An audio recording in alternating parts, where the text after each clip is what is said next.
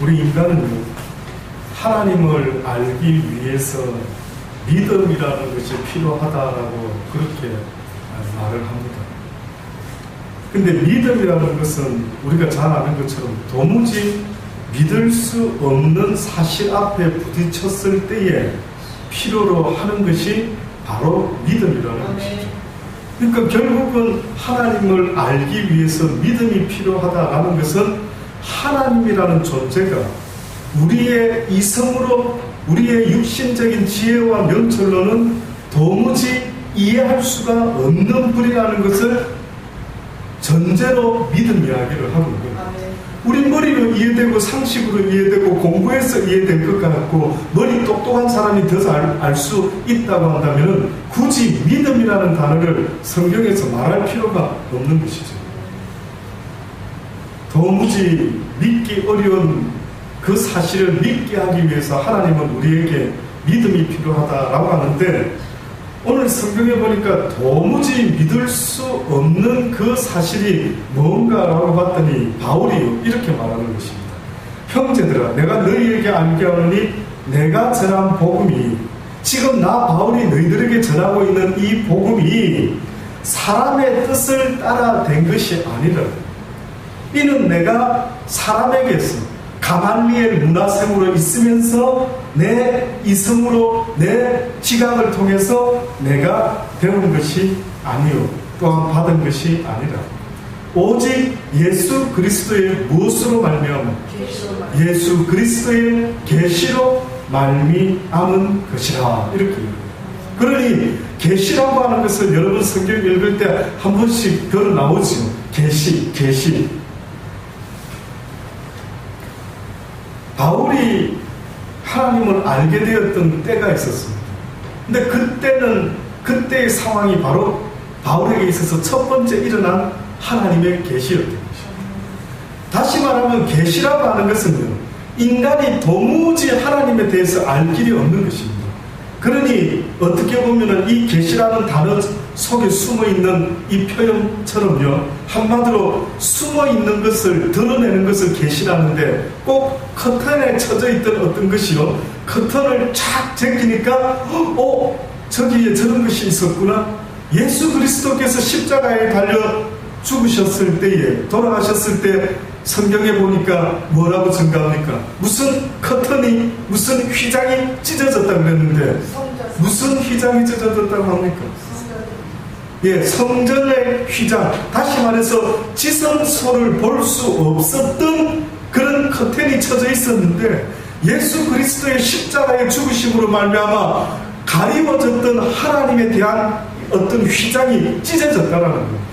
물론 그것이 여러 가지 의미가 있어서 우리가 이제 대제사장이 되어서 이제 누구든지 예수 그리스도의 보혈의 피로 의지하여 하나님의 보좌 앞에까지 나간다라는 의미도 있지만은, 그러나 그 의미만 있는 게 아닌 것입니다.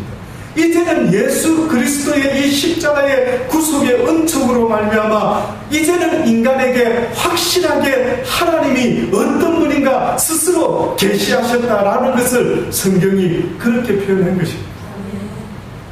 예수님이 이제 스스로 드러내셨다라는 그런 의미가 있는 거예요.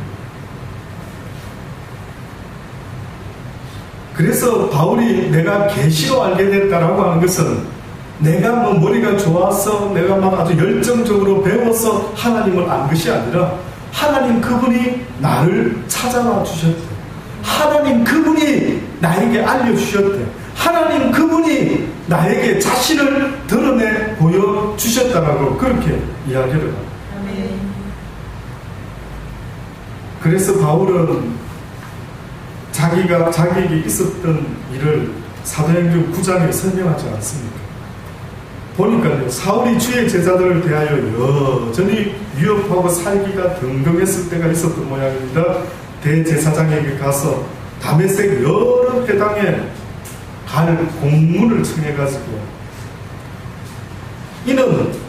이 공문은 예수 믿는 사람, 예수 도를 쫓는 사람들을 만나면 무릇 남녀노소를 막론하고 결박하여 예루살렘으로 잡아오라라고 하는 그런 공문이었습니다. 그래서 사울이 다메섹으로 가는 노정에서 어떤 일이 일어납니까? 갑자기 하늘에서 빛이 자기를 이렇게 둘러 비췄다는 것입니다. 그래서 그가 땅에 엎드려서 놀래가지고 이게 무슨 일이지? 아니 나에게 살아오면서 왜 이런 희한한 일이 지금 벌어지지? 라고 땅에 엎드려서 있는데 소리가 들립니다. 사울에게 임했던 첫 번째 하나님의 계시는 환상이나 다른 어떤 것이 아니라 음성으로 나타납니다. 계시라는 것이 때로는 구름으로, 때로는 선지자의 입을 통한 말씀으로, 또 우리가 흔히 신학교에서도 그렇게 이야기합니다. 신학교에서 일반 계시가 있고 특별 계시를 이야기하죠. 들어보셨습니까? 일반 계시라고 이야기할 때에는 무엇을 일반 계시라고 이야기합니까? 일반 계시는 그 자연 계시라고도 하는데 가장 대표적인 그 내용이 시편 19편에 있는 말씀입니다.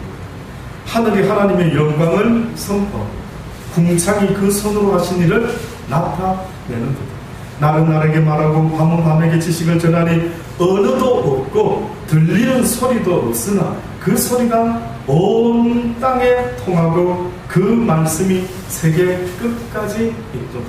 이것이 흔히들 신학교에서 자연 계시, 일반 계시라고 합니다. 하나님께서 자신의 작품을 통해서 내가 어떤 하나님인가 하는 것을 나타냈다 이겁니다. 여러분이 만약에 도자기를 굽는 사람 같으면 여러분 작품을 통해서 그 작가의 어떤 캐릭터를, 심성을, 특징을 우리가 흔히 설명하지 않습니까? 이걸 만든 사람은 아마 이런 사람인 것 같구나 라고 하는 것처럼 성경에서도 비록 언어도 없고 들리는 소리도 없지만은 그러나 모든 세상의 창조물을 통해서 하나님이라는 존재가 분명히 있을 수밖에 없다. 무신론이 아니라 다윈의 진화론이 아니라 천지를 볼 때마다 이거는 누군가가 계획적으로 뭔가 의도를 가지고 만들어낸 작품이다라는 것을 하나님은 자연에 나타냈다. 믿어지십니까? 믿어지길 바랍니다. 어머나 희한하게 우연히 화산이 폭발해서 이 세상이 만들어졌나? 어머나 원숭이가 진화되어서 어머나 인간이 되었나? 그게 믿어지신다면 그걸 믿겠지만, 그러나 성경은 시편 기자를 통해서 온 자연은 하나님이 살아계신 전능자임을 나타내고 있음을 너희가 알지 못한다. 왜 알지 못하게 됐을까? 어떻게 보면은 우리 인간이라는 존재가 영적인 존재로서 또한 육적인 세상을 다스리도록 지원받았다라고 지난 시간에 말씀드리지 않았습니까? 그런데 인간이 죄를 지음으로 말미암아 무엇이 수업이 되고 말았다고요? 영적인 존재의 모습이 우리의 죄 때문에 사라지고 말았어요. 쉽게 말하면 짐승하고도 대화가 될 정도로 모든 자연 삼단 만상을 이 아담을 통해서 다스림을 받을 수 있도록 모든 피조세계는 다 아담의 말에 귀를 기울일 수 있었던 모양입니다. 그래서 하나님이 뭐를 어떻게 하셨습니까? 많은 짐승들을 갖다가 아담한테 끌고 왔는데 아담이 그들에게 무엇을 붙였다고요? 이름을 붙였다. 그 이름은 누구를 위해서 붙여주는 것입니까? 아담을 위해서 붙여줍니까? 그 짐승을 위해서 붙여주는 겁니까? 왜요? 왜 아담을 위해서 이름을 만들어주죠? 여러분 이름 지을 때 아버지가 이름 지을 때 아버지를 위해서 가만히 있어. 나를 위해서 이 녀석 이름을 어떻게 만들지? 갑돌이라 해야 돼. 아니 나 부자 되고 싶어. 그러니까 이 녀석을 복돌이라 해야 되겠다. 그렇게 짓습니까? 우리가 이름 지을 때는 그 아들이 복받아라. 그렇죠? 그 아들이 잘 되어라고 이름을 붙이지 않습니까? 맞습니까? 그러면 하나님께서 왜 하필이면 여러 꽃들도 있고 많이 있을 텐데 굳이 짐승을 데리고 와가지고 아담에게 이름을 붙여라고 할 때에 짐승도 알아듣지 못하는 언어를 갖다가 썼다라고 하면 그 무슨 의미가 있느냐고요. 그것이 아담을 위한 거라면 무슨 코미디 하는 거냐고요. 그 짐승에게 이름을 붙인 겁니다. 딱 보니까 멋지게 생겼어요. 야, 너 사자라 하자. 사자, 너 사자야. 너 누가 알든 모르든. 예. 그 사자라는 이름을 가지게 되고. 그럼 저는 잘은 모르겠는데 아마 아담이 이러지 않았겠습니까? 뭘 하다가, 야, 사자야, 사자야. 잠깐 와봐, 급하다. 야, 너 힘 좀 써야 되겠다. 야, 기린아, 너 긴 목을 좀 활용해야 되겠다. 저 생각에는 그걸 불렀을 것 같은데요. 하다못해 우리가 집에서 강아지 한 마리라도 키우게 되면 이름을 붙여가 그러다 어디다 써먹을 건데요. 걔 부를 때 쓰지요. 저도 루비라는 강아지 제가 이름 붙였습니다. 치아와 잡종이었거든요. 제가 국민학교 때 갔습니다. 치아와 잡종을 누가 줘가지고요. 순종은 아니었지만 아주 영특하게 보이더라고요. 초롱초롱한 녀석 이름을 물어 쓰지. 온 가족이 저한테 기회를 주더라고요. 네가 막내야, 네가 이름 붙여봐. 그래서 저는 그때 왜 그랬는지를 기억 안 납니다. 이름을 루비라고 지었어요. 왜 그랬는지 지금 모르겠어요. 아마 그 눈빛이 초롱초롱한 보석 같아서 그랬는지 이름을 루비라고 지었다고. 그 다음부터 저는요, 그 녀석이 생각나고 그 녀석을 부를 일이 있을 때 저는 그 녀석의 이름을 부릅니다. 자, 이제 조금 충분히 이해되십니까? 뭔가 아담이 어떻게 보면은 이름을 붙여줬다라는 것은 그 시대의 짐승들하고 교감이 충분히 있었다라는 걸 증거하는 거 아니겠습니까? 근데 뜻밖에도 인간인 아담이 하나님 앞에 범죄하고 난 이후로 생겨진 어떠한 증상이 있다면 어느 순간에 오히려 모든 자연을 다스리는 능력을 잃어버리는 것 같습니다. 그 능력을 상실한 증거를 성경에서는 뭐라고 증거했느냐면, 아담아, 이제는 네가 아무리 처음에는 재짓기 전에는 모든 자연 삼라만성 짐승까지도 다 다스리는 자였지만, 이제는 네가 아무리 땅을 곡괭이질하고 씨를 심고 채소를 가꾸려고 해도 네 원하는 대로, 네 뜻대로 땅이 너에게 줄 것을 주지 않을 것이라고. 와, 네 말 안 듣는데 이제는 땅이 너에게 가시와 엉겅퀴를 낸다. 그러면 그 말은 짐승 이야기는 없죠, 성경에. 여러분 생각할 때 여러분이 하나님이라면 그럼 짐승에 대해서는 뭐라고 표현하셨습니까? 짐승은 이제 네가 불러도 어떻게 보면 오지 않을 것이라. 이제 짐승은 너의 다스림을 받지 않을 것이라. 오히려 짐승이 너를 해할 수도 있을 것이라. 그래서 인간이라는 존재가 어느 날 영적인 능력과 권능을 잃어버리고 나니까 이제는 지극히 육적인 인간이 되다 보니 이제는 육적인 눈으로 보이는 것이 아니면 믿지 못하겠다. 와, 참 안타깝게 되고 말았어요. 결국은 이제는 보이지 않는 것은 믿지 못하겠다라고 하는 그들에게 어떻게 보면은 특별 계시가 주어졌다. 특별 계시. 그래서 신학교에서 특별 계시를 말할 때 물론 여러 가지로 구름이니 꿈과 환상 많이 이야기합니다. 그러나 가장 대표적이고 가장 특별 계시라고 딱 한 사건을 이야기해라라고 한다면 그게 뭔지 아십니까? 그게 바로 인카네이션, 신의 현현이라 이런 표현이 있습니다. 다시 말해서 보이지 않던 가시, 이 불쌍한 인생들을 위해서 보이는 가수로 이 땅에 오셨는데, 예수 그리스도 독생자의 모습으로 이 땅에 오신 이 사건을 성경에서나 신학교에서는 특별 계시다. 친히 찾아오셨다.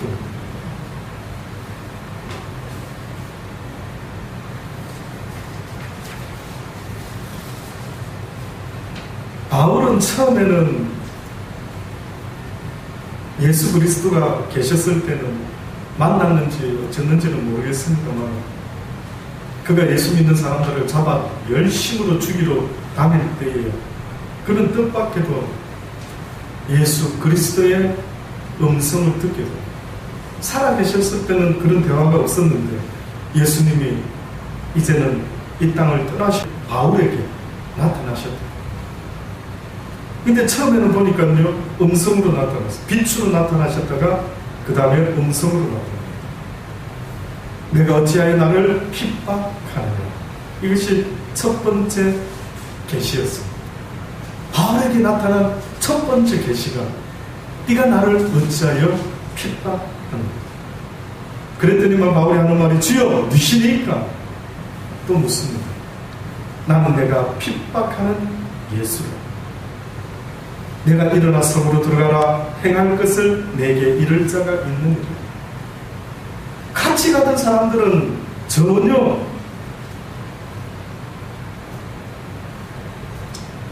보지 못했던 모양인데 여기 증거해 보니까 같이 가던 사람은 소리만 듣고 아무도 보지 못하고 못하여 말을 못하고 썼더라. 같이 가는 사람이 소리만 듣다. 과연 구체적인 소리를 들었는지 어디서 천둥 같은 소리를 들었는지 같이 가던 사람에게는 구체적인 전달이 되지 않았던 모양입니다만은 그러나 사울은 분명히 그 소리를 들었던 모양입니다. 그래서 그가 땅에서 일어나서 가려부터 했더니만 그에게 첫 번째 일어난 기이한 현상, 그 다음 일어난 현상이 뭐였습니까? 눈을 뜨지 못해요. 갑자기 눈에 아무것도 보이지 않아요.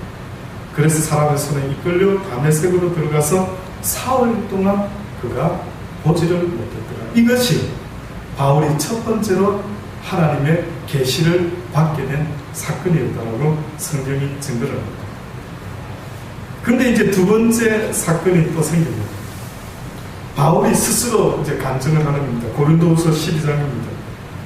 무익하나마 내가 부덕을 자랑하노니 주의 환상과 계시를 말하리라. 바울이 지금 이야기하는 것입니다. 내가 부덕을 자랑하노니 주의 환상과 계시를 말하리라.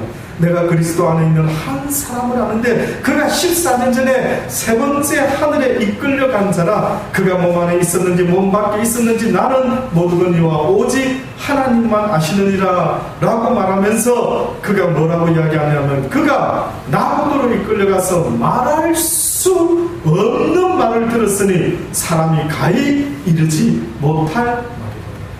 도무지 이성으로 이해되는 거라고 지금 말합니까? 이해될 수 없다는 거예요. 머리로는 이해될 수 없다.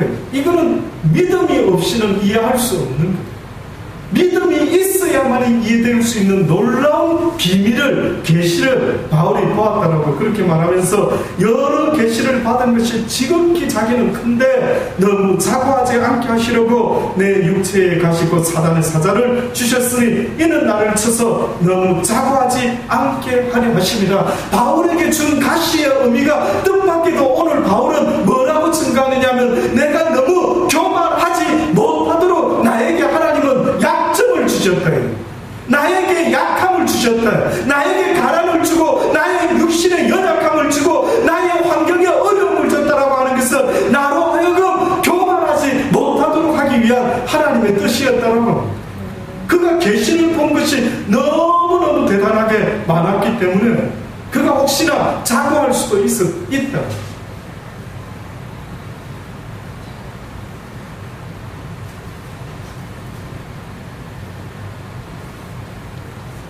계시라고 하는 것은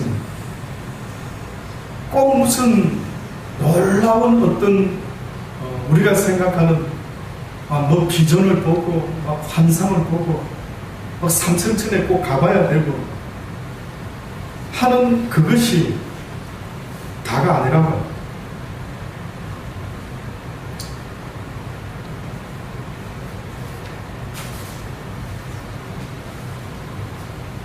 한마디로 말하면 성경에서 말하는 것은 계시라고 말할 때에 무엇을 계시라고 첫째로 말하고 있느냐면 예수 그리스도의 탄생을 계시라고 말하고 그 다음에 예수 그리스도를 통해서 우리에게 전달되는 복음의 비밀을 또한 깨달을 수 있게 되는 것을 계시라고 말합니다.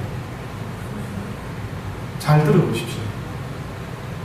바울과 같이 가서 보고 듣고 해서 하나님의 계시를 받고 하나님을 배웠지요. 근데 그 바울이 우리에게 자신의 입술로 이제는 자기가 본 것을 모든 사람을 대신해서 설명을 하지 않습니까? 모든 이가 다 성경에 보면 계시를 본다라고 말하지 않습니다. 어떤 이는 계시로, 어떤 이는 가르치는 일로, 어떤 이는 권면하는 일로, 그것도 은사처럼 성경은 증거하고 있습니다. 여러 하나님의 성령의 은사 가운데 계시라는 게 있는 거예요. 그런데 그 계시가 예수 그리스도의 비밀을 구체적으로 언어로 설명할 때에 이것을 깨닫는 자를 성경은 믿음이 있는 자라고 말하고, 이 믿음을 가지고 바울이 전하고 있는 이 복음을 듣고 깨닫는 자를 그리스도의 계시, 그리스도의 비밀을 알게 된 자. 보는 것도 계시라고 말하지만 복음을 듣고 깨닫는 자를 향해서도 성경은 계시를 알게 되었다. 그래서 성경에 보면 이 계시가 특별하게 또 어디 쓰이는 데가 있습니다. 그게 어디에 쓰이게 되느냐면 마태복음 11장에 보면 우리가 잘 아는 회개에 대한 메시지가 있죠. 예수께서 어느 날 권능을 가장 많이 베푸신 고을들이 회개를 하지 않기 때문에 책망을 하십니다. 화가 나셔서 복음의 비밀을 전해줬는데 그 복음의 비밀의 핵심이 뭐였느냐면 그래서 회개해라라고 계속 알려줍니다. 뜻밖에도요. 그런데 회개를 안 하는 그 고을들에 대해서 화가 나셨습니다. 화 있을진저 고라시나 화 있을진저 벳세다에 너희에게 행한 모든 권능을, 능력을, 놀라운 이적을 두로와 시돈에서 행하였다면 저희가 벌써 배웠을 있고 제에 앉아 뭐 했을 것이나 회개하였을 것이다. 그러니 성경에서 모든 권능과 능력을 행했던 이유는, 목적은 복음을 전하면서 따르는 표적과 이적이 나타났던 목적과 의도는 무엇을 첫째 만들어내려고요? 인간들로 하여금 회개하도록 만들려고요. 왜 기적을 행하느냐? 기적을 행하는 목사가, 기적을 행하는 주의 종이 와우 연말 엄청나게 있구나, 자기를 드러내라고 권능을 주는 게 아니래요. 그 예수 제자들이 어느 날 귀신을 쫓으니까 신이 났죠. 예수님한테 와가 주님 우리가 주신 권능으로 막 귀신을 명하니까 막 귀신들이 도망가고 와우 대단한 일이 벌어졌습니다. 그때 예수님 뭐랍니까? 내가 보았다. 하늘에서 별이 떨어지는 것을 내가 보았다. 그것으로 기뻐하지 말고 무엇으로 기뻐하라고요? 너희의 이름이 하나님의 나라의 생명책에 기록된 것으로 기뻐하라.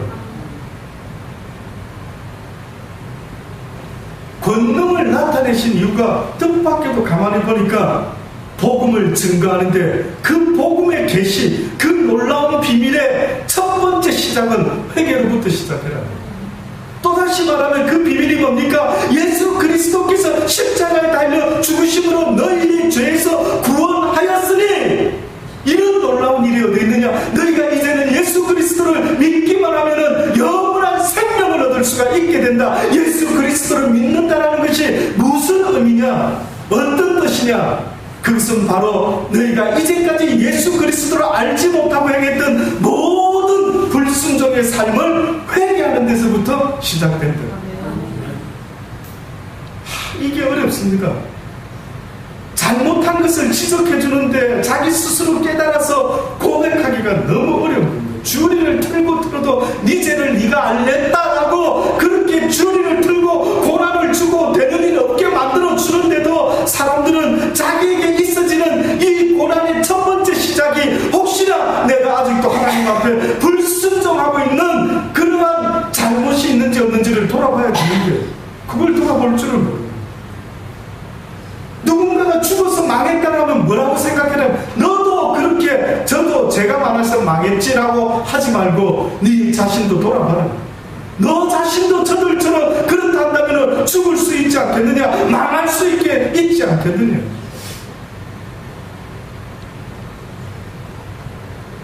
하나님 앞에 죄지은 자를 하나님은 고난과 막 망하는 모습으로 은혜를 베푸시죠. 그래서 깨달을 수만 있다. 그런데 이 사단의 녀석은요, 우리가 나쁜 짓을 하는데도 괜찮다 괜찮다, 오히려 뭐가 일이 잘 되는 것 같도록 만들어줘. 그래서 나쁜 짓 하는데도 나는 아무런 변화가 없어, 나는 뭐 나쁜 짓 하는데도 내 인생에 있어서 전혀 뭐 만사형통이야, 이런 사람들은 누구에게 속한 자라고 말할 수 있느냐면 그는 사단에게 속한 자라고 말하는 것입니다. 그런데 하나님께 속한 자라 한다면 하나님 앞에서 회개하지 못하는 자, 이상하다, 나는 왜 이렇게 잘못되지, 나는 왜 이렇게 뭐 되는 게 없지라고 할 때 가장 먼저는 뭘 돌아봐야 된다고 했습니까? 성경에서 내 자신의 죄가 뭐가 있는지, 쓴뿌리가 있는지, 아직도 내가 하나님 앞에 쓰임받지 못하는 어떤 부족함이 있는지, 그는 저 자신에게 하는 이야기입니다. 아직도 나는 이 정도밖에 되지 않는가, 혹시나 아직도 내가 못 느끼는 어떤 나의 쓴뿌리를 아직도 나는 모르고 있는 것은 아닌가. 조금 전까지도 앉아서 찬양하면서 기도할 때 저는 그 생각을 했습니다. 아버지, 지금도 내 자신의 부족함이, 혹시 아버지는 나를 쓰고 싶으신데, 많은 사람 앞에 나타내서 쓰고 싶으신데도 혹시나 내가 너무나 나도 모르는 부족한 것이 있기 때문에 아버지의 영광을 가리울까봐 아버지가 차마 쓰고 싶어도 쓰지 못하는 어떤 이유가 나에게 있습니까? 알기를 원합니다. 깨닫게 해주셨어요. 또 더 깨달아야 될 것이 있다면 또 깨닫기를 원합니다. 그러면서 제가 이렇게 떠오르는 생각이 있더라고요. 그게 뭐였느냐 하면, 언젠가 여러분에게 간증했던 것처럼 호주에서 오는 날에 있었던 그 이야기를 드리지 않았습니까? 그래, 노예라고 하는 입장에서, 종이라고 하는 입장에서 과연 하나님 앞에서 내 모습이 정말 노예라고 한다면 내 입에서 불평, 불만이 나와야 될 것이 아니라, 어떻게 보면 어떤 환경과 여건이 나에게 다가올지라도 썩내지 아니하고 불평하고 불만하지 아니하고 묵묵할 수 있어야 되는데, 아직도 나는 죽은 것 같아 보이지만 죽은 신용만 하고 있는 내 모습은 아닌가. 내 인격도, 내 스타일도, 내 특징도 모든 것이 그리스도 안에서 죽기를 원합니다. 쓸데없는 자 같은 모습입니다.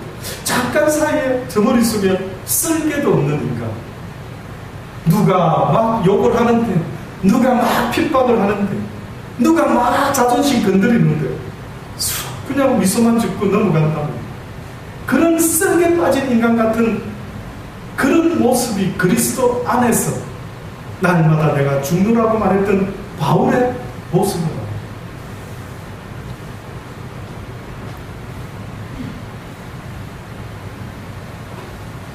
그러니 하나님은 우리에게 첫 번째로 원하는 것이 있다면 우리에게 회개를 원하시는데, 지금 예수님이 이렇게 설교를 하시고 말씀을 전하시면서 내가 너희에게 이르노니 심판날에 두로와 시돈이 너희보다 견디기 쉬우리라. 가버나움아, 내가 하늘에까지 높아지겠느냐, 음부에까지 낮아지리라. 내게서 행한 모든 권능을 소돔에게서 행하였더니 이성이 오늘날까지 있었을 뿐인데, 라고 그렇게 안타깝게 예수님이 말씀을 하는 것이죠. 그러시면서요, 잘 한번 들어보십시오. 자, 여기까지는 우리가 이제 이해가 충분히 되지 않습니까? 근데 그때 예수께서 또 대답하여 가라사대, 천지의 주제이신 아버지여, 이것은 지혜롭고 설계 있는 자에게는 숨기시고 어린아이들에게는 나타내심을 감사하나이다. 옳소이다. 이렇게 된 것은 아버지의 뜻이니이다. 내 아버지께서 모든 것을 내게 주셨으니 아버지 위에는 아들을 아는 자가 없고 아들과 또 아들의 소원대로 계시를 받는 자 외에는 아버지를 아는 자가 없느니라. 라고 이렇게.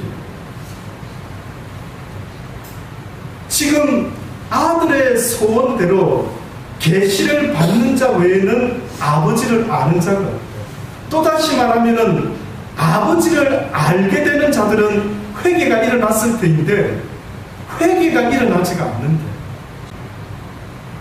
이 복음의 계시를, 이 복음의 비밀을, 이 그리스도의 비밀을, 이 그리스도의 십자가의 도를 사람들에게 전했을 때 사람들이 그것을 듣고 베드로가 설교했을 때에 수많은 사람들이 베드로에게 나와서 오 베드로 사도요, 우리가 그러면 어찌하면 좋을까 어찌하면 좋을까 애통하고 통회하는 마음이 일어났는데도 불구하고 이 고라시나 이 소돔과 같은 벳세다에 너희가 아무리 복음을 전해도 어찌하여 회개가 일어나지 않느냐, 그걸 안타깝게 여기시면서 마지막에 보니까 아버지와 아들의 그 뜻대로 원하는 소원대로 계시를 받는 자 외에는 아버지를 아는 자가 없다라고 말하는데, 바로 그 앞에 뭐라고 말합니까? 예수께서 대답하여 가라사대 뭐라고 했다고요? 이것을 지혜롭고 슬기 있는 자들에게는 숨기시면서 똑똑하다라고 스스로 생각하는 자들에게 하나님께서는 뜻밖에도 이 복음의 비밀이 계시가 전달되지 않는다.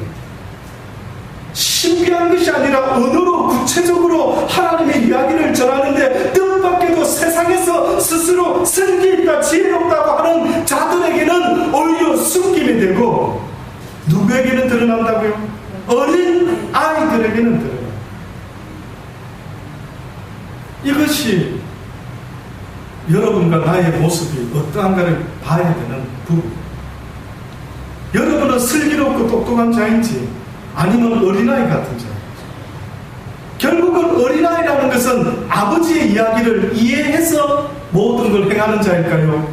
그렇지 않으면 아버지를 믿고 움직이는 자일까요? 어린아이가 언제까지 목사님 어린아이라고 이야기할 때 나이가 몇 살까지가 어린아이입니까? 라고 저에게 물어보신다면 저는 이렇게 말할 수 있습니다. 나이는 모르겠습니다. 그러나 아빠 엄마 말을 순종할 수 있다면 그때는 어린아이인 것 같아요.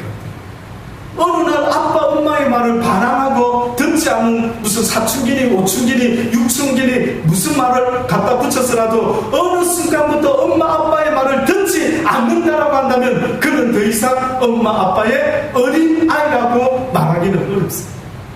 맞지?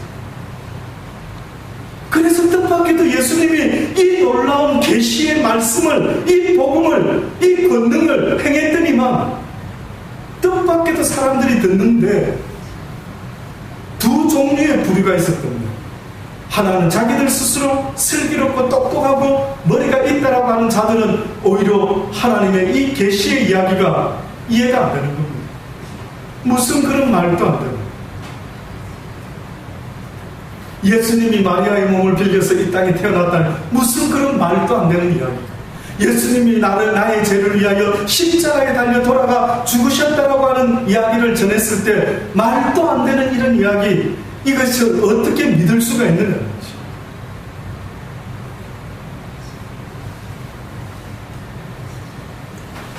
그래서 누가복음 10장에 보면은 또 좀 더 구체적으로 이야기합니다. 잘 이해하셔야 될 것입니다.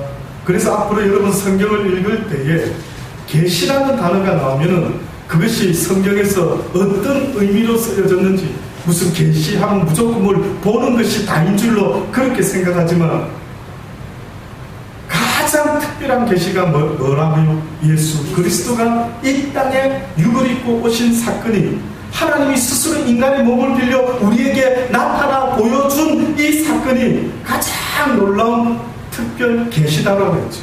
근데 뜻밖의 그 특별 계시가 이제는 무엇으로 나타나느냐면 말씀으로 나타나는데, 예수님이 내가 그 길이요 진리요 생명이니 나로 말미암지 않고서는, 예수 그리스도의 말씀을 통하지 않고서는 결단코 구원을 얻을 자가 없다라는 놀라운 이 이야기가 또한 십자가의 계시다.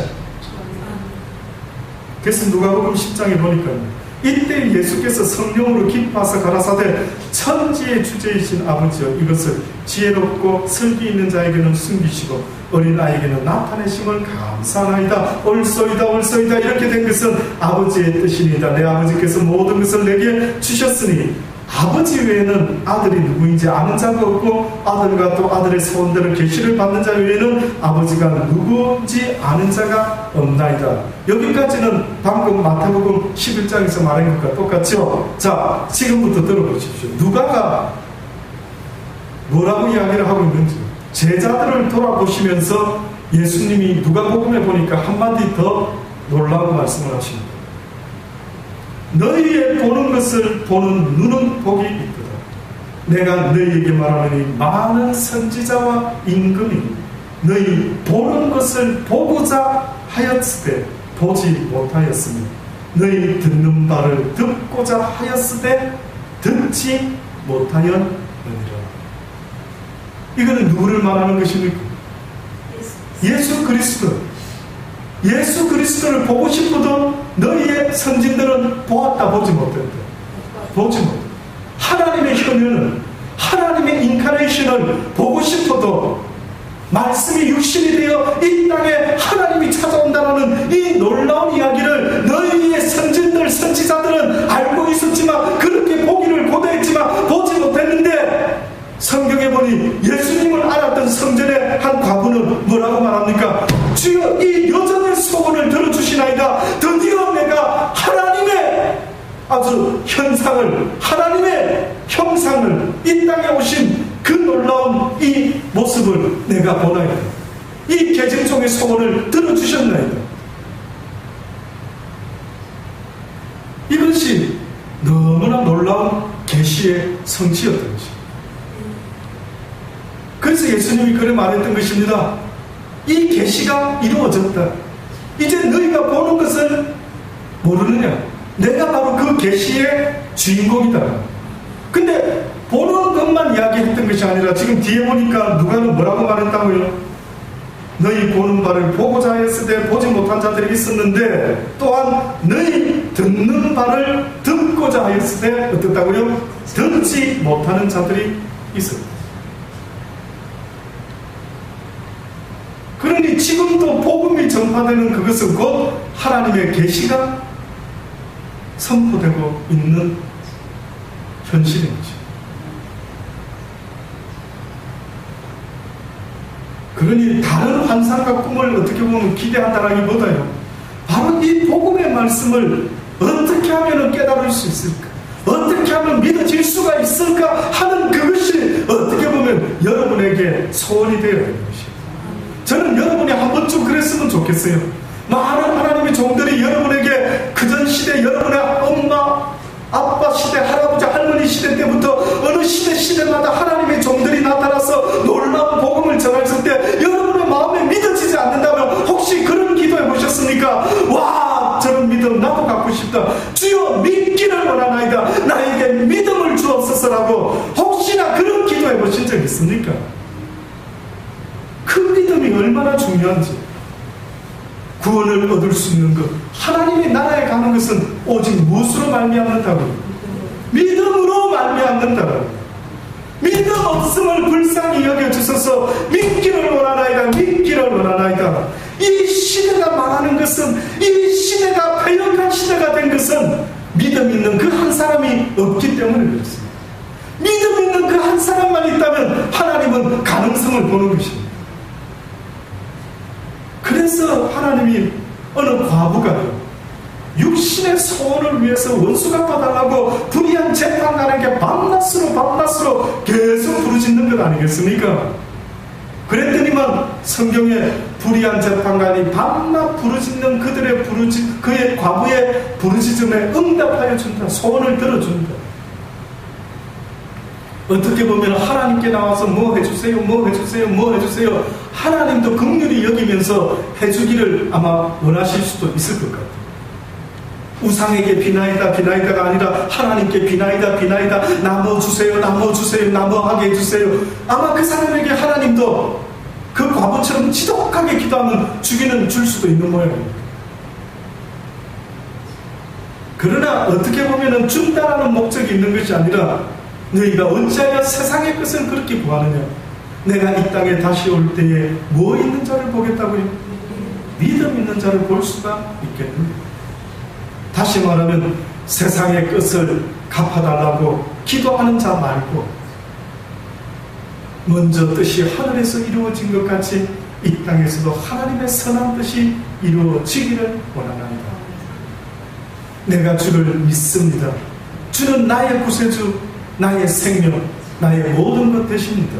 이제는 내가 사나 죽으나 오직 예수 그리스도를 아는 이 믿음에 더해서 내가 살아가기를 원합니다. 이제 나의 모든 판단과 선택은 오직 주님의 말씀에 의지하여 내가 살아가겠나이다. 그래서 성경의 기적의 주인공들은 하나같이 보면은 어떤 사람들이었습니까? 병든 자들, 문둥병, 온갖 사람들. 예수님이 마태복음에 보니 팔복의 말씀을 전하고 내려왔을 때에 누가 예수님을 찾아왔다고요?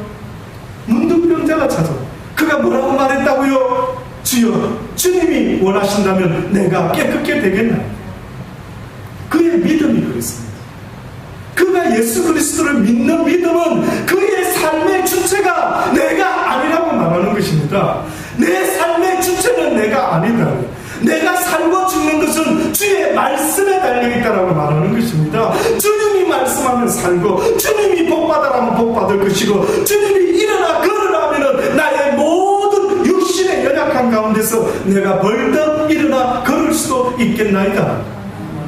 이것이 바로 그 사람이 갖고 있던 믿음이에요. 베드로가 풍랑이 일었을 때에 아니 주님인가 귀신인가 몰랐을 때에 만약에 주시거든 나를 명령해서 이 바다 위를 걸어오라고 명하여 주세요라고 말했을 때에 주님이 말씀하지 않습니까? 걸어오라, 내게 걸어서 오라고.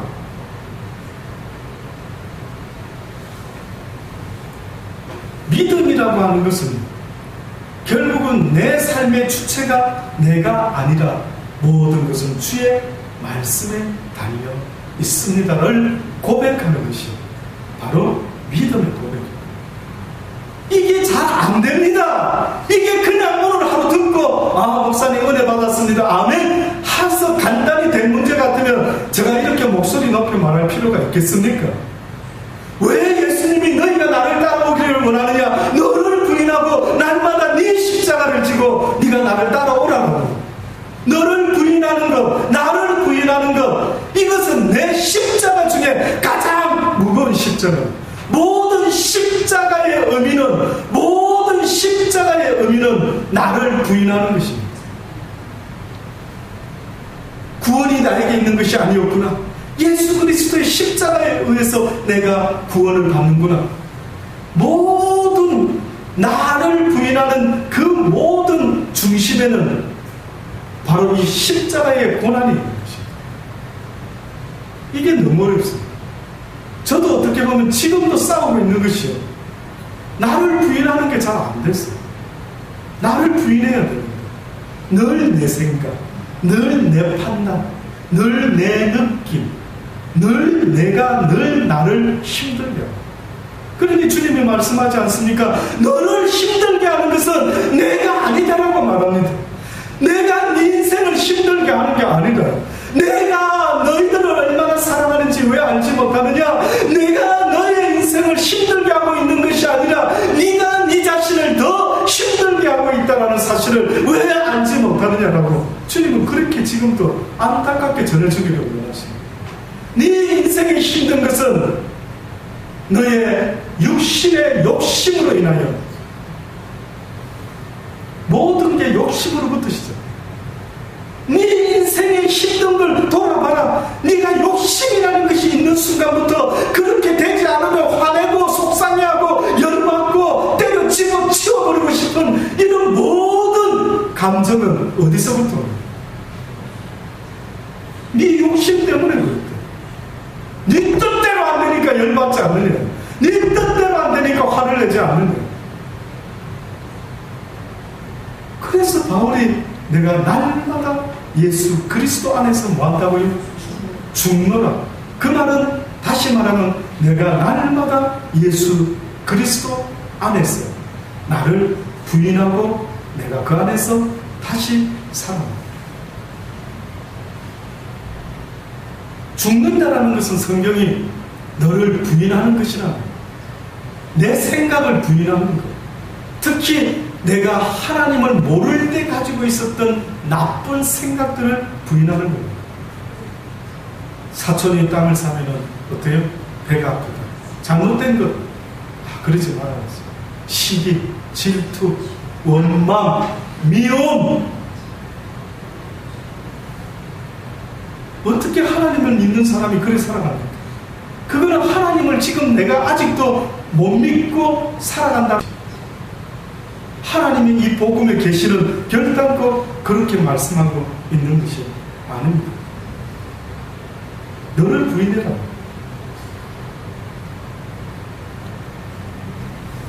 로마서 16장을 통해서 바울은 또다시 말합니다.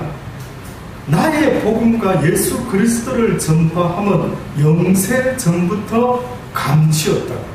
나의 복음과 나의 예수 그리스도를 전파하는 것은 영세 전부터 감추어져 있었던 것이었는데 이제 드디어 나타내신 바 되었으니 영원하신 하나님의 명을 쫓아 선지자들의 글로 말미암아 모든 민족으로 믿어 순종케 하시려고 알게 하신 바 그 비밀의 계시를 쫓아낸 것입니다.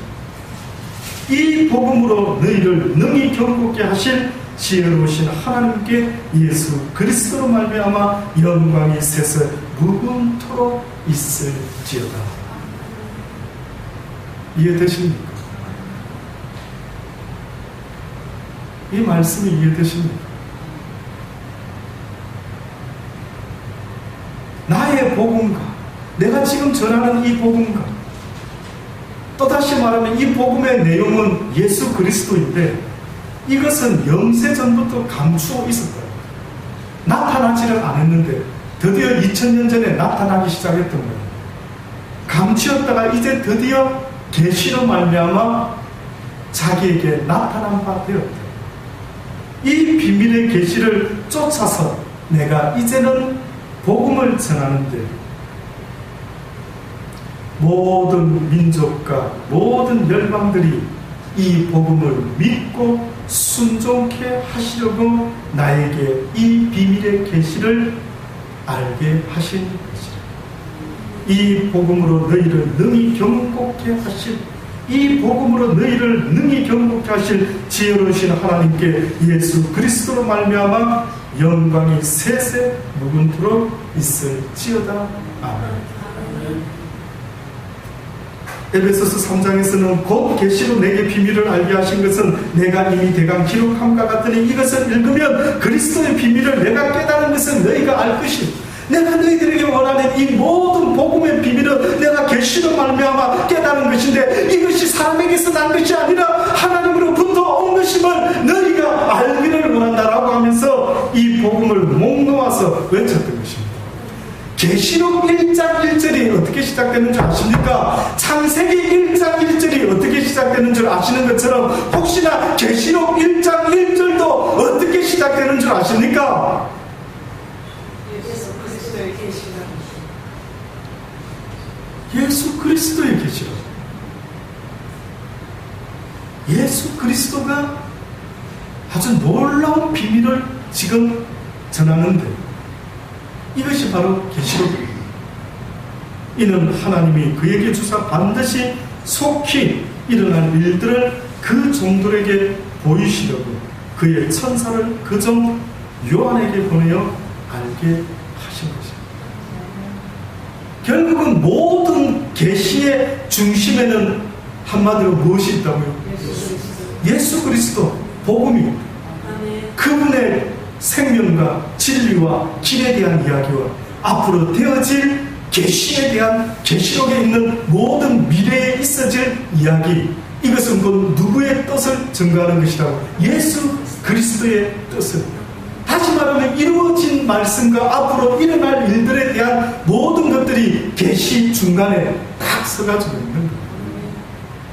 그러니 누가 어디서 뭐 환상을 본다, 간증을 한다, 계시를 전한다, 어쩐다, 할 수 있겠죠. 근데 그 내용이 바로 이 예수 그리스도에 대한 것이 아니면 그것은 문제가 있다. 그래서 저는 어느 때는요, 왜 복음을 안 전하느냐 이거죠. 왜 예수 그리스도를 믿고 이 순간에 구원받을 됩니다. 이제 나중에 있을 이야기 말고요. 뭐 성부가 되고 뭐 성빈이 되고 모든 것이 다 좋다 이거죠. 앞으로 어떻게 변화될 것을 기대하면서 어떤 일들이 있기를 기대하는 것, 좋은 일들이 있기를 좋다 이거죠. 그런데 한편 강도와 같이 앞으로 살 날이 며칠 몇 분 밖에 되지 않는 사람에게 있어서 무엇을 하나님은 전하기를 원할까요? 그들에게 복음 아니겠습니까? 그들에게 이 복음 아니겠습니까? 당신의 죄 때문에 예수 그리스도가 십자가에 달려 죽어주셨으니 이제는 예수 그리스도의 이 비밀은 바로 당신이 회개함으로 시작된다는 그 복음을 전해주라는 것입니다. 회개의 복음을 전해주라는 것입니다. 회개하지 못하고 교회를 10년, 20년 다녀왔자 어떤 증상이 일어나는 줄 아십니까? 그 사람의 처음이 나중이 더 악화해져요. 처음부터. 회개하지 못한 10년에 성경에 대한 지식을 잔뜩 배우다 보니까 어떤 인간들이 만들어지느냐면 바리새인과 율법학자와 같은 외식하는 자들이 만들어져요. 주변에 한번 돌아보십시오. 어머나 저 사람은 교회에서는 장로님, 권사님, 집사님 하면서 집사 흉내, 장로 흉내, 목사 흉내 내는데 딱 교회를 떠나서 생활하는 그 모습을 보면 전혀 아닌 것입니다. 바리새인과 율법학자들이 왜 예수님에게 그렇게 예수님이 쫓아다니면서 회개하라, 회개하라, 외식하는 자의 독사의 자식들아, 회개하라, 회개하라, 회개하라, 회개하라. 그들이 하나님을 몰랐습니까? 알았죠. 그런데 회개하는 마음 없이 하나님의 지식을 쌓다 보니까 어떤 인간이 되느냐면은 멘트형 인간이 됩니다. 겉으로는 거룩한 척, 실제는 거룩하지 못하면서 겉으로는 예수님 때문에 하나님 때문에 행복한 척, 그러나 실상은 자기가 잘 알고 있죠.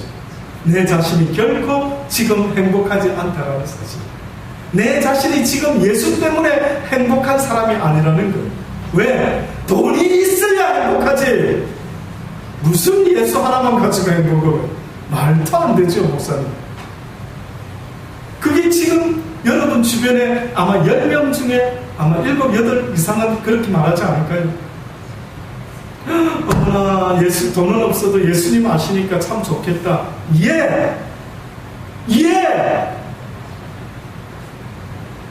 많은 사람이 있지만은 저들은 내가 믿는 예수, 내가 가지고 있는 예수, 그분에 대해서 믿고 싶다고 해도 믿어지지가 않는답니다. 그런데 나는 믿어지는데요. 나는 믿어지는데요. 이게 웬일입니까? 이게 왜 은혜입니까? 와, 나는 믿어지는데.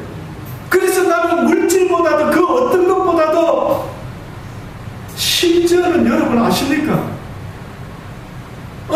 제가 아주 오래전에 신문에서 너무 감동 깊게 본 거, 어떤 소녀 가장이 공장에 다니면서 연합고사를 시험 쳤는데 수석으로 서울대 합격입니다. 이렇게 가난한 집에서 이렇게 소녀 가장이 그 기자가 인터뷰하는 거 제가 아직도 잊어먹지 않고 있습니다. 왜? 너무 감동받았거든요. 그때 기자가 물어봤습니다. 세상에 그렇게 엄마 아빠의 뒷바라지도 없이 동생들하고 그렇게 먹고 살면서 공부를 어떻게 그렇게 가난한 데서 어떻게 공부했습니까? 그 소녀의 대답, 가난이 조금 불편했기는 했습니다만 그러나 내가 하고자 하는 그 뜻을 막기에는 가난은 나를 이기지 못했습니다. 와, 대단하다. 이 소녀 가난이 조금 불편은 했지만은 내가 이루고자 하는 그 소망을 이루는 일에 있어서는 결단코 가난은 나를 막을 수가 없었다라는 거예요. 과연 오늘 우리 시대에도 나에게 주어진 영원한 이 소망을 위해서 비록 가난하고 어렵고 힘든 일이 있을지라도 그 가난이 하나님을 향한 이 소망을 가로막을 수는 없었습니다라고 말하는 사람이 있기를 저는 바랍니다. 그런 사람이 있었으면 좋겠어요. 아마 아버지는 그런 소리를 듣기 원하시는 것 아니겠습니까?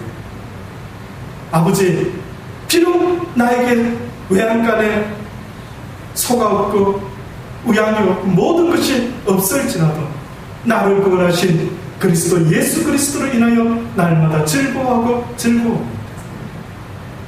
가난이 오면은요, 우리의 소망이 영원한 하나님의 나라에 있다면은, 와, 드디어 가난하다가 내가 죽기만 할 수 있다면은, 야, 이제는 내가 하나님 나라에 드디어 가는구나. 가난아, 빨리 와다오. 나를 빨리 죽여다오. 그래서 내가 아버지의 나라에 그 소망을 드디어 이룰 수 있도록 가난아, 제발 떠나지 말고 나에게 더욱더 깊숙이 다가와다오. 그러면서 가난 가운데 굶어 죽어갈 때에 거지 나사로와 같이, 그가 어떻게 죽었는지 성경에 자세히 쓰여 있지는 않지만 거지 나사로와 같이 아마 그가 불평하고 불만하지 아니하고 하나님을 바라보고 숨을 거두지 않았겠습니까? 숨을 거두는 그 순간에 뜻밖에도 그가 아브라함의 품에 안겼다라는 사실을 사람들은 몰랐습니다. 이 세상에 더 살면은 무슨 기쁨이 더, 소망이 기다리고 있을 거예요. 나이를 더 먹어가고 힘이 더 없어지고 이제는 점점점 좋은 일보다 육신의 연약함 가운데 세상의 낙이 점점점 없어지는 인생, 점점점 무엇을 소망할 수 있어야 될까? 빨리 하늘나라 갔으면 좋겠다. 내가 누군가에게 짐이 되기 전에 빨리 하나님의 나라에 갔으면 좋겠다. 이것이 소망을 가진 자의 모습입니다. 조금 늦게 가고 일찍 가면 무슨 상관이 있을까? 어차피 죽음을 통해서 가는 것이란다. 내가 믿음이 있을 때, 아버지요, 기꺼이 이 가난 속에서라도, 야, 가난아, 네가 나를 하나님 나라로 옮겨주는 거야. 야, 이 순교가 나를 하나님 나라로 옮겨주는 거야. 그럴 수 있는 믿음을 가질 수 있게 되기를 간절히 바랍니다. 그냥 교회만 다니는 그러한 사람들이 되지 마시고, 우르르 수많은 사람들이 다니는 교회라 해서 과연 그것이 안전하다라고 하는 기준이 되지 못하는 것을 잊지 마십시오. 나의 믿음이 어디 위에 서 있는지를 날마다 돌아보십시오. 내가 하나님께 속해 있는지, 내가 예수 그리스도에 대한 그 계시를 가지고 있는지 스스로를 돌아보시기 바랍니다. 그래야 이 땅에 어느 교회에 어느 목사에게 속하는 자가 아니라 오직 예수 그리스도에게만 속하는 저와 여러분이 되어서 그 복음의 계시를 가지고 살다가 그 계시의 약속의 언약의 말씀이 이루어지는 그날에 우리 모두가 함께 즐거워하며 기뻐하게 될 것을 믿어 의심치 마시기를 주의 이름으로 고면합니다. 기도드리시겠습니다. 하나님, 그렇습니다. 이 세상에 수많은 사람이 이 복음의 계시를 알지 못하고 지금도 아버지여 믿지 못함으로 살아가는 수많은 사람들을 보게 됩니다. 회개하지 못하는 그들 심령 위에 뜻밖에도 하나님의 지식을 가지고 외식하는 자가 되고 말았으니 아버지여, 회개하는 자가 되기를 먼저 소원합니다. 회개라는 것을 아직도 모르고 있는 사람들이 많습니다. 베드로는 회개했을 때 주여 나를 떠나소서, 나는 죄인이로소이다. 내가 아버지 옆에 있을 수가 없나이다 라고 고백했던 그 고백의 의미가 무엇인지를 우리도 한 번쯤 깨달을 수 있게 되기를 바랍니다. 과연 나도 그렇게 고백했던 적이 있었을까? 내가 하나님의 말씀을 듣고 은혜를 받았을 때에 베드로의 설교를 듣고 사람들이 달려와 가슴을 치며 애통하며 어찌할꼬 그러면 내가 앞으로 어떻게 살아야 될고 내가 어찌하면 좋을 거라고 그들이 베드로에게 물어봤던 그들의 심정이 어떤 심정이었는지 제발 하나님 한 번만이라도 살다가 아버지와 그 회개의 심령을 가질 수 있도록 은혜 베풀어 주옵소서. 회개하지 못한 우리의 심정, 낮아지지 못한 우리의 심정은 지금도 교만하여 욕심과 욕망 가운데 아버지여 얼마나 목말라 하는 삶을 살아가고 있는지 보시옵소서. 먹을 것 있어도 입을 것이 있어도 감사하지 못하고 날마다 내일을 염려하며 걱정하며 살아가는 불쌍한 우리네 인생들을 주여 긍휼히 여겨 주옵소서. 오늘 있을 것을 가지고 감사할 줄 모르고, 오늘 먹을 것을 가지고 감사할 줄 모르고, 오늘 사랑해야 될 사람들이 있음에 사랑할 줄 모르고 살아가고 있는 어리석기 짝이 없는 소망 없는 이 불쌍한 우리네 인생에게 주의 계시의 말씀이 다시 한 번 더 증거되게 하여 주옵소서. 우리에게도 그 계시를 부어 주옵소서. 그리하여 바울과 같이 참으로 하나님의 계시가 너무나 많아, 아버지여, 그 계시를 가지고 주님의 말씀으로 온 세상 사람들에게 증거할 수 있는 바울과 될 수 있기를 간절히 바라고 원합니다. 전도의 문을 열어주시고 그리스도의 비밀을 전할 수 있는 우리의 남은 인생이 되게 하여 주옵소서. 많은 숫자가 아니었습니다. 그 한 사람이 없었어. 그 10사람이 없었어. 그 12명으로 주님께서는 온 땅에 복음을 증거하셨으니 아버지여, 수를 보지 말게 하시고 내 한 사람이 하나님 앞에 어떻게 하면 믿음으로 회개함으로 나아갈 수 있을까를 먼저 돌아볼 수 있는 자들이 다 되게 하여 주옵소서. 나 하나를 다시 돌아보기로 결심할 수 있는 귀한 은혜의 시간을 주신 하나님께 감사드립니다. 예수님의 이름으로 기도드리옵나이다.